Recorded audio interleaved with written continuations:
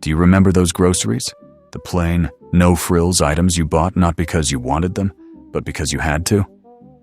In the 1970s, these were the foods that stretched paychecks, filled hungry bellies, and carried families through lean years.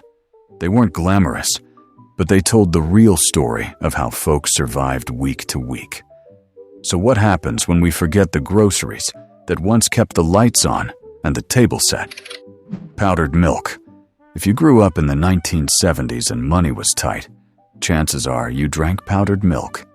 It came in a big cardboard box. Carnation was the big name. But no matter what the label promised, it didn't taste just like fresh.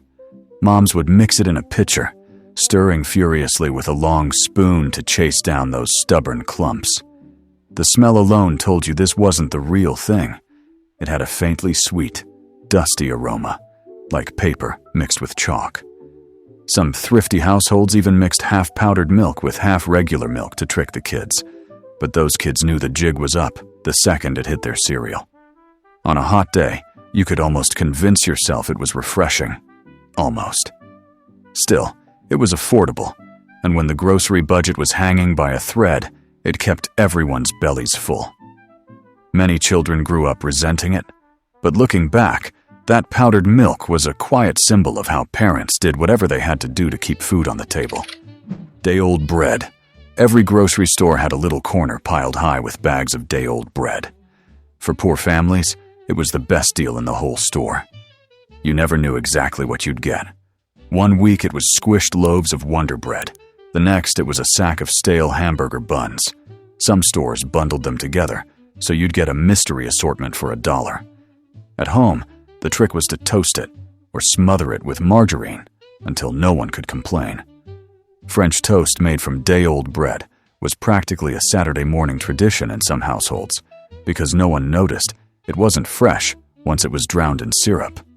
The funny thing is, plenty of kids thought this was just normal bread, not realizing other families were buying the soft, fluffy loaves that hadn't sat out all day. Buying day-old wasn't glamorous, but it stretched the grocery money further, and that made it golden. Government cheese. If your family ever brought home one of those giant orange blocks of government-issued cheese, you remember it. It came in a plain brown cardboard box with no smiling cow or fancy label, just a big hunk of processed dairy. Cutting it was a battle.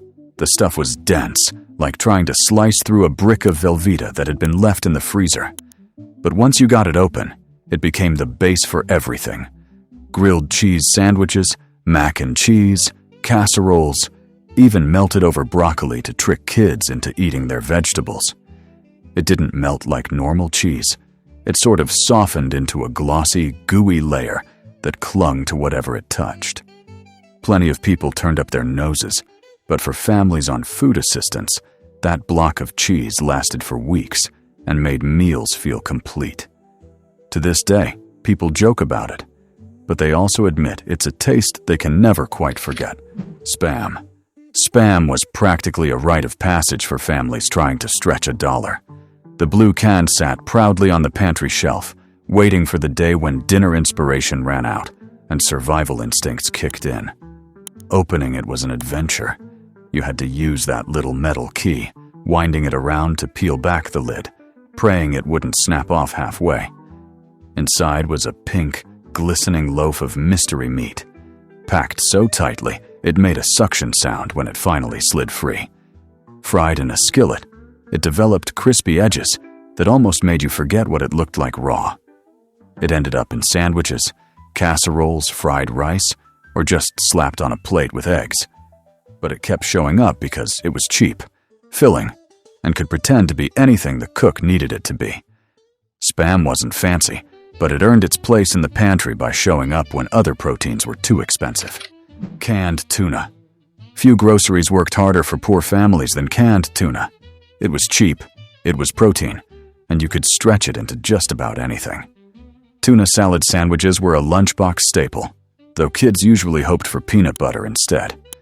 At dinner time, that same can might get turned into tuna casserole, complete with cream of mushroom soup, egg noodles, and a sprinkling of crushed potato chips on top. If you were really scraping by, Tuna patties fried in a little oil made it onto the table as a sort of bargain hamburger substitute. The smell of tuna hung in the kitchen long after supper, but families learned to live with it because tuna went so far for so little money.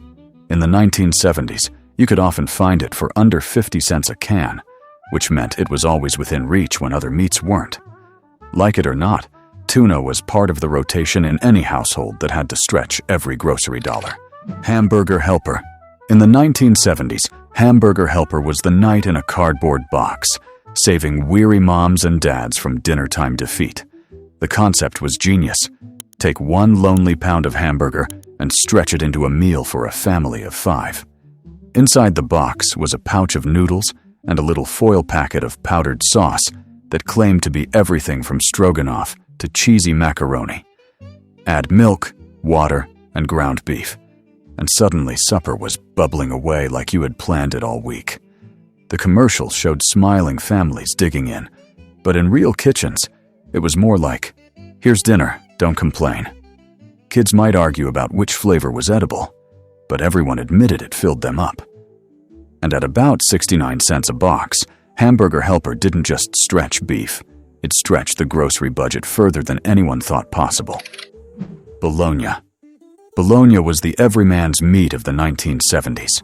A whole log could be sliced thick for frying or thin for sandwiches, and it was cheaper than almost any other deli option. Frying bologna was practically an art. The slices curled up in the pan like little meat sombreros, and some parents would crack an egg inside the curve for a makeshift breakfast.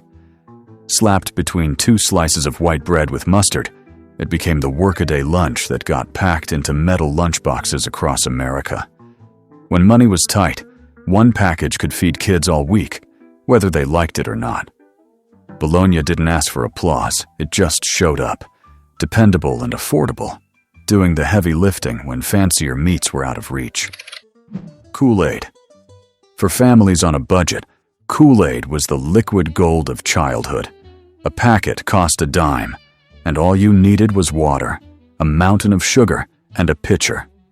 The colors were as bright as a 1970s polyester shirt, and the flavors, grape, cherry, lemon, lime, became a permanent part of kids' taste memories.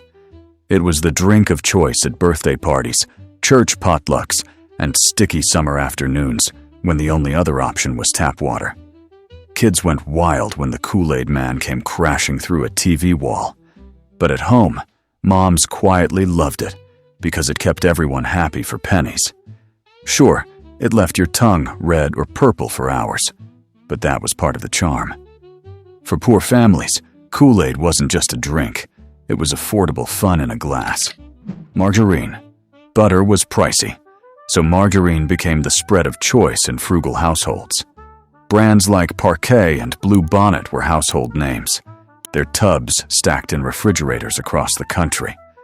Kids used to poke fun at the way margarine was practically fluorescent yellow, but that didn't stop it from going on toast, vegetables, and biscuits.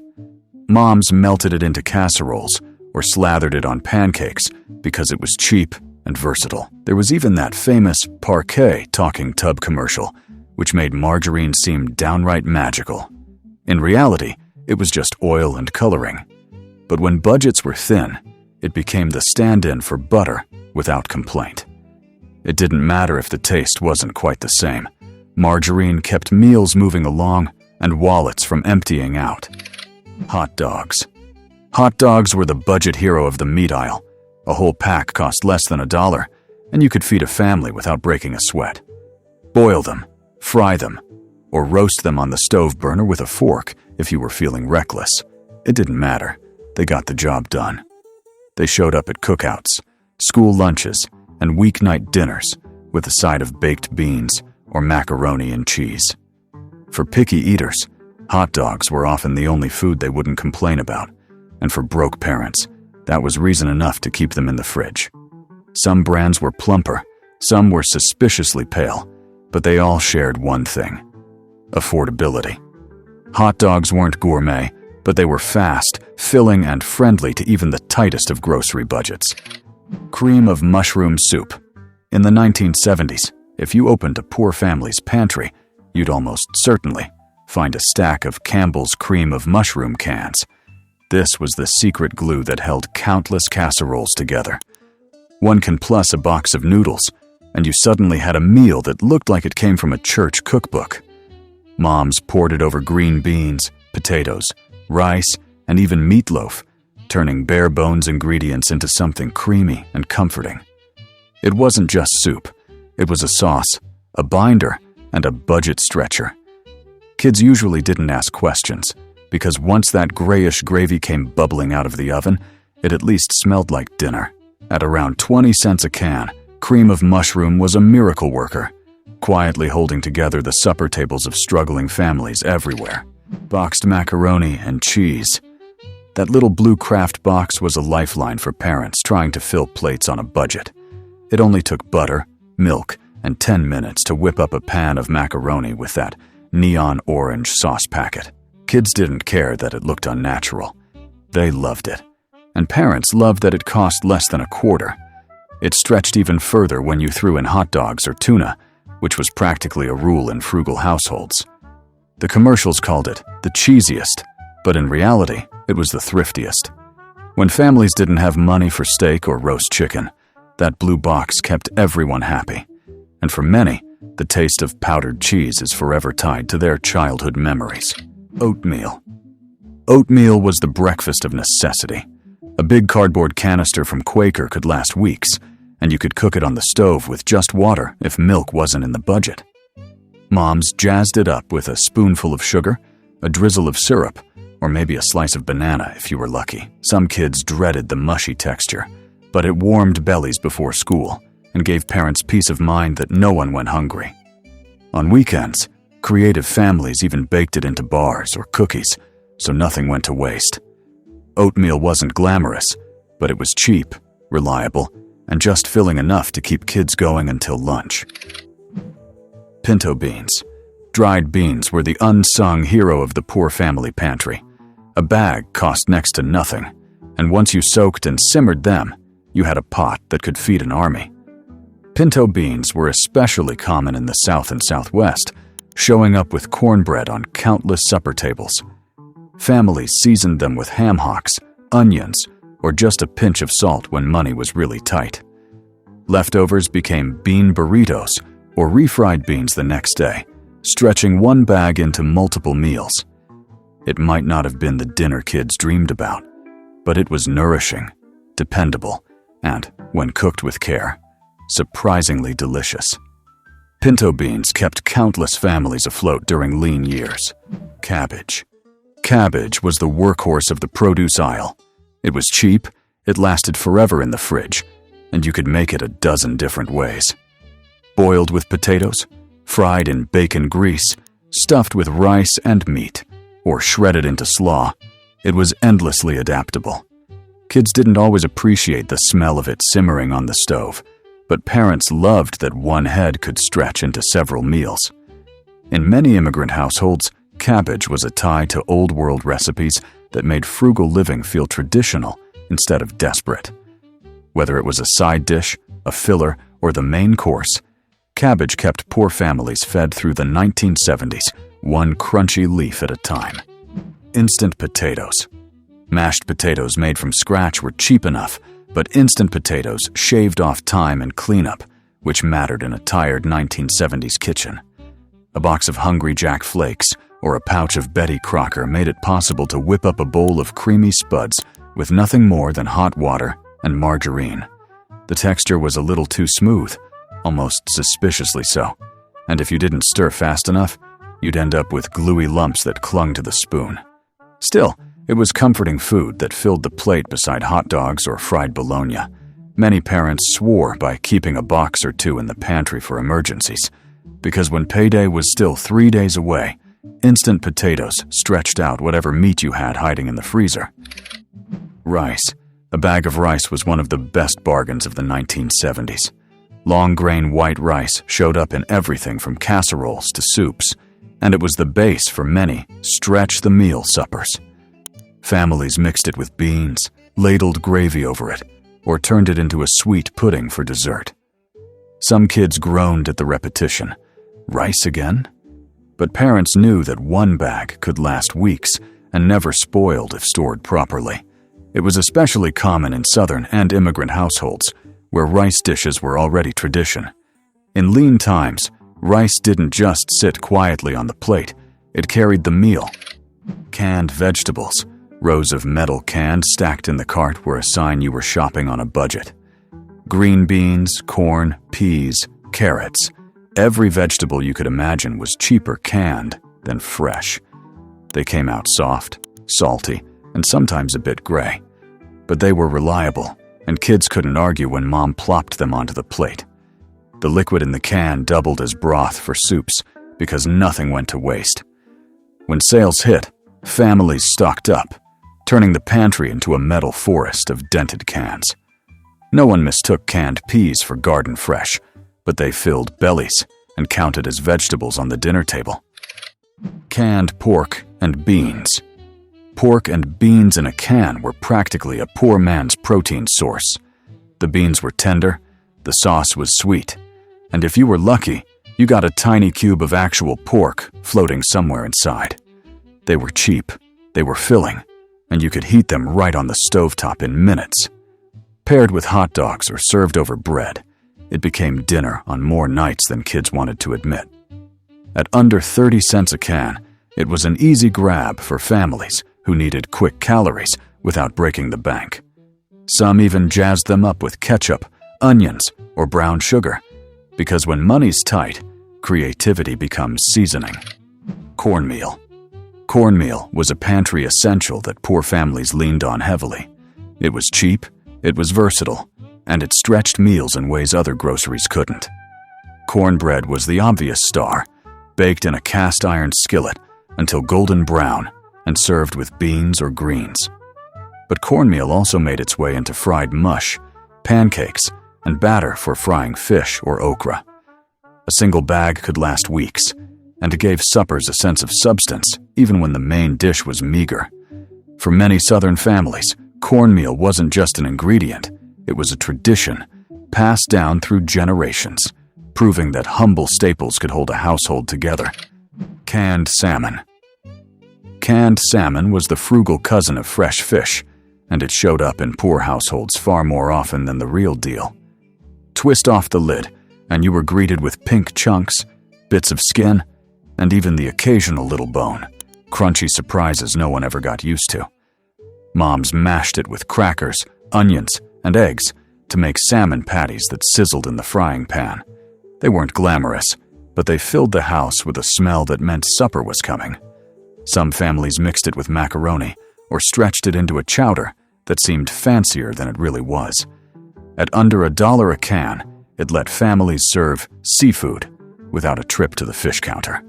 Kids might have wrinkled their noses, but salmon patties landed on thousands of 1970s dinner plates because they turned bargain bin fish into something hearty. Tang. If Kool-Aid was the drink of summer, Tang was the drink of imagination. NASA approved. Advertised as the powdered beverage astronauts drank in space, it convinced kids that mixing it at the kitchen table was practically rocket science. One scoop of neon orange powder in a pitcher of water, and suddenly you had orange juice that never saw an actual orange. Poor families loved it because it cost less than real juice, but still felt special, with its futuristic packaging and bright commercials. Kids gulped it down before school, stained their upper lips orange, and begged for more. The truth was, it tasted more like sweetened vitamin C than fruit. But when money was tight, Tang gave breakfasts a dash of excitement that milk or water never could. Saltine crackers. Saltines were the quiet MVP of a poor family's pantry. Cheap, stackable, and endlessly versatile, they filled in wherever meals needed a little extra padding. Spread with peanut butter, they became a quick snack. Crumbled into soup, they turned watery broth into something hearty. And when there wasn't enough money for dessert, a layer of saltines topped with pudding or jelly somehow passed muster. Boxes of premium or sunshine crackers sat on kitchen counters in their wax paper sleeves, ready for duty. They had a way of showing up at church suppers and sickbeds too, because nothing said, "Stretch it," like a handful of saltines. Families on tight budgets could always count on them to fill the gaps between meals. Powdered drink mixes, off-brand. Kool-Aid had the fame, but store-brand drink mixes were even cheaper, and that made them a staple in poorer households. Sold in plain packets with generic names like fruit punch drink or grape beverage, they were suspiciously bright and often left an aftertaste that hinted at more chemistry than fruit. But for 5 or 10 cents, you could turn a gallon of tap water into something kids would happily guzzle. Moms bought them by the fistful because one pitcher went fast on a hot day when everyone tumbled in from playing outside. The commercials didn't bother with cartoon mascots. These were bare-bones bargains. If you grew up with them, you remember the sticky pitchers in the fridge and the way your tongue stayed stained long after the glass was empty. Cereal value bags. Name-brand cereals like Frosted Flakes or Lucky Charms were luxury items, so poor families often grabbed the giant generic bags that sat lower on the grocery shelf. They were plain, no cartoon mascots, no puzzles on the back, just a see-through sack of flakes or puffs. The taste didn't quite match Tony the Tiger's promise of greatness, but poured into a bowl with milk, or powdered milk, it was still breakfast. Sometimes kids felt a pang of envy when friends had Fruit Loops at sleepovers, but at home, sugar-puffed corn or toasty oats did the trick. The best part was how long those giant bags lasted. One purchase could stretch across weeks of school mornings. They weren't glamorous, but they kept bellies full, which was all that mattered when money was short. Tomato soup cake. Whoever decided to bake a cake with tomato soup deserves a medal, or maybe a psych evaluation. But this cake is actually good. It's moist, spiced with cinnamon and cloves, and has a subtle tang that keeps you guessing. In the 70s, it was the ultimate secret ingredient dessert. Moms would serve it at the PTA bake sale, grinning as people tried to figure out what made it so good. The recipe was a favorite for after-school snacks, and if you told someone what was in it, you'd get looks like you'd just admitted to putting ketchup on ice cream. But trust me, it works. If you're feeling brave, dust off your bundt pan and see if you can fool your family too. Pimento cheese spread. Pimento cheese was the South's answer to everything. Sandwiches? Sure. Crackers? You bet. Celery sticks? Why not? Every family had their own version. But the basics were sharp cheddar, mayo, and those little jars of pimentos that always seemed to multiply in the pantry. Some folks added a pinch of cayenne, others a splash of Worcestershire. The result was a creamy, tangy spread that could turn a plain lunch into a party. It was the original house special, and it's still the only food that can unite a room faster than a winning bingo card. Chicken a la king on toast. This dish made every home cook feel a little bit fancy, even if the closest they got to royalty was a deck of cards.